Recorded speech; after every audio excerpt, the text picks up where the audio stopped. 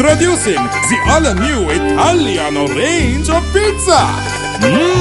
Pizza Ultimo. Pizza Hut.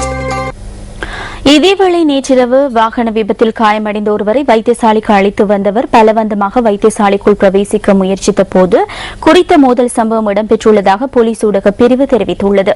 இந்த தாக்குதல் தொடர்பில் இருவர் கைது செய்யப்பட்டுள்ளதாகவும் மேலதிக விசாரணை ஆரம்பிக்கப்பட்டுள்ளதாகவும் போலீசார் தெரிவித்தனர்.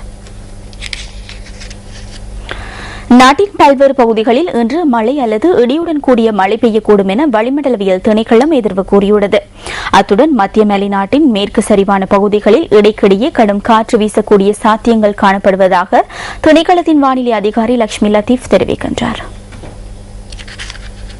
மேற்கு சபரகமுக மத்திய மாகாணங்களிலும் காலிமாத்தறை மாவட்டங்களிலும் பல இடங்களில் மழை பெய்யும். கிழக்கு ஊவா மாகாணங்களின் சில இடங்களில் பிற்பகல் அல்லது மாலை இடியுடன் கூடிய மழை விருத்தி அடையும். மத்திய மலைநாட்டின் மேற்கு சரிவு பகுதிகளில் இடைக்கிடை கடும் காற்று வீசும். ஏனைய பகுதிகளில் மழையின் போது தற்காலிகமாக கடும் காற்று வீசும். இடிமின்னலினால் ஏற்படும் சேதங்களை குறைத்துக் கொள்ள முன்னெச்சரிக்கை நடவடிக்கைகளை கையாளுமாறு பொதுமக்களிடம் வேண்டுகிறோம். புத்தளம் தொடக்கம் அம்மான் தொட்டை காலியினூடாக உள்ள கடல் பிரதேசங்களுக்கு அப்பாற்பட்ட கடல் பிரதேசங்களில் மழை அல்லது இடியுடன் கூடிய மழை இடைக்கிடை பெய்யும். காற்று தென்மேற்கு திசையில் வீசும். அதன் வேகம் மணிக்கு 20 தொடக்கம் 40 கிலோமீட்டர் வரை காணப்படும். புத்தளம் தொடக்கம் திருகோணமலை வரை யாழ்ப்பாணம் ஊடாக உள்ள கடலிலும் காலி தொடக்கம் பொத்துவில் வரை அம்மந்தோட்டை ஊடாக உள்ள கடல் பிரதேசங்களுக்கும் அப்பாற்பட்ட கடல் பிரதேசங்களிலும் காற்றின் வேகம் மணிக்கு 50 தொடக்கம் 60 கிலோமீட்டர் வரை உயர்வதுடன் இக்கடல் பிரதேசங்கள் வெளிப்பாகவும் காணப்படும்.